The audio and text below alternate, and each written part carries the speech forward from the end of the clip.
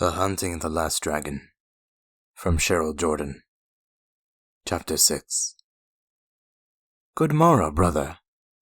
I hope I'm not late again. I've been talking with Jing Wei.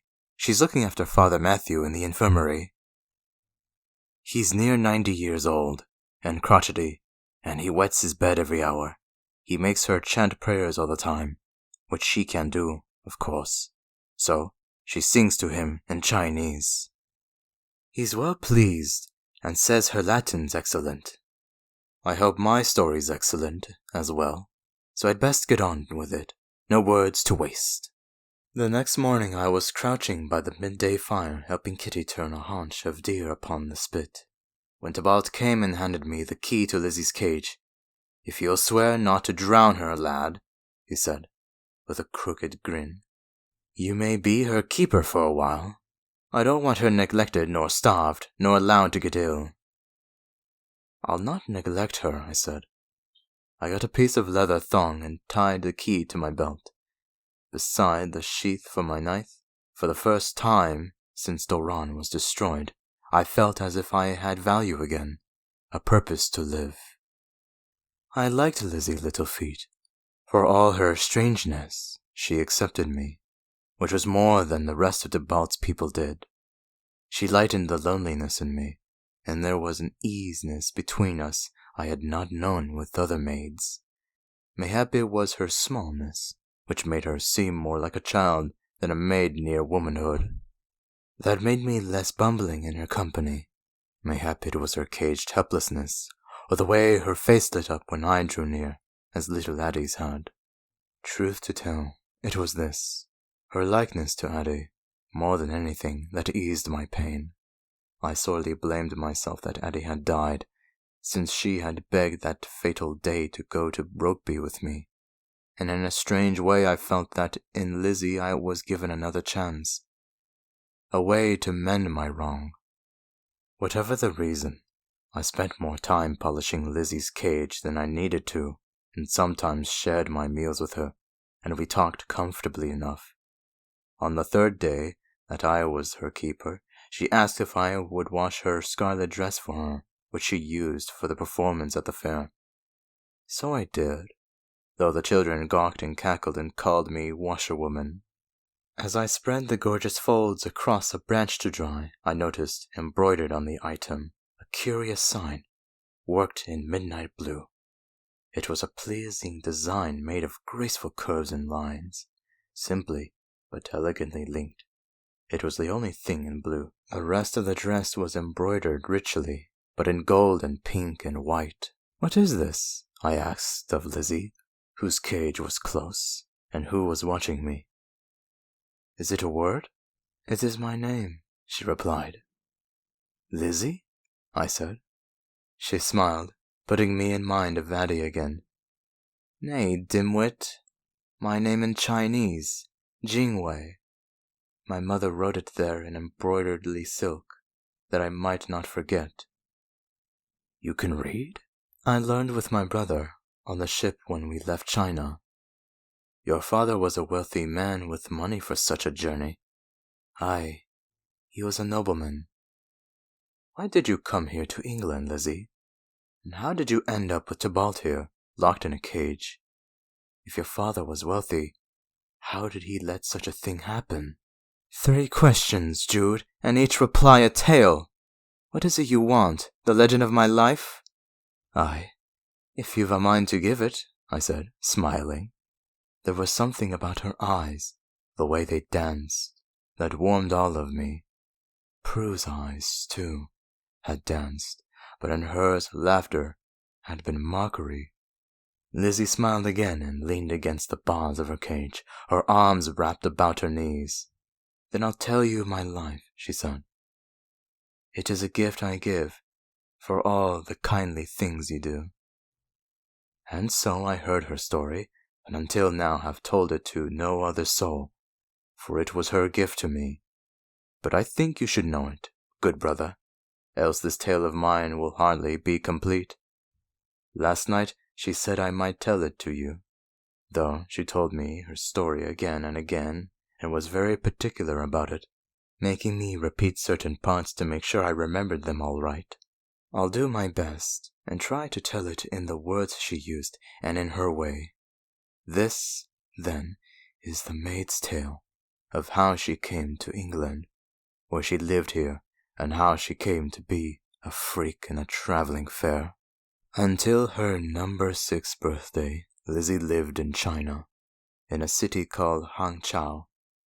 It is built over lagoons. There are many large harbors, and waterways everywhere, and 12,000 stone bridges, some high enough for the tall, massive trading ships to sail beneath. It is 100 miles all around the city, and untold thousands of citizens dwell there. It has 12 great gates, and palaces, temples and gardens, all richer and finer than anything we have here. In Hangzhou, the people wear silk and jewels, and drink wines made of rice and spices. The ladies are the most beauteous in the world. It is said, they ride in embroidered litters and wear jade pins in their hair, and marvelously jeweled headdresses. Lizzie lived in a house by a canal, so her father could sell his jade to the merchants on the ships that sailed in. From all over the world they came. Her house had gardens and woods, silken pavilions hanging like tents by silver cords, and stables with many white horses, for her father was a great hunter. She told me she remembers pine trees in the snow, and hunting with a hawk, and riding with her father on his horse. And she remembers her mother sitting near a paper window, painting flowers on silk. Then one day the sickness came, and many people died. Even Lizzie's family was not spared, and 2 of her brothers and her sister were taken. People were dying every day. There was no stopping the sickness. It was passed on words, on food, on breath, on hands. Nothing could stop the sickness from spreading. In the end, there were, in her family, only 5 left. Her mother and father, her grandmother, 1 brother, and Lizzie herself. For years her father had talked of buying a ship and sailing to foreign lands to sell his jade. Also, during his talk with traders, he had befriended a merchant from England who had invited him to visit him one day. If he should ever sail to that far land, Lizzie's father decided that now was the time to fulfill his ambitions. So he brought a ship and hired men to sail it to England. He brought Lizzie and her grandmother, mother and brother all the way to this country. They brought, as well, many friends, several families, and relatives. There was a storm when they neared land, and the ship broke up on rocks. Lizzie and her mother were in the sea, holding on to a big wooden box. It had all their family's belongings in it. Of that time, she remembers only the cold and the water all around, and darkness. She woke in sand, with the rain beating down upon her, and her mother's arms about her. There were some other people with them, but no one from their family. When daylight came, Lizzie saw the ship broke up on rocks, and the sands about strewn with bits of wood, boxes, shoes, and clothes. In one place was a long row of people, all dead. Later came some folk who said they were gypsies. They lived in little houses on wheels, pulled by horses. They were very kind, and looked after Lizzie and her mother, and the others who had arrived. After a time, the other Chinese people left the gypsies, saying they were going to build a new place for themselves. But Lizzie's mother was very sick and weak, so the 2 of them stayed with the gypsies. Lizzie forgets how many summers they stayed, 3 or 4 perhaps, though not all were spent in the same place, for the gypsies were ever roving about. It was a happy time, Lizzie says. They taught her to speak English words, and gave her her new name of Lizzie, and pulled her around on a little cart with wheels. Her mother wanted to go and find their own people, but couldn't walk far. Everywhere they went with the gypsies, her mother asked if anyone had seen any Chinese people. The mother didn't like gypsy ways. She called the gypsies peasants and wouldn't learn their language, even though they were very kind. Lizzie's mother often told her tales of their home in China. She took dark silk thread and made Lizzie's Chinese name upon the red wedding dress, so Lizzie would not forget.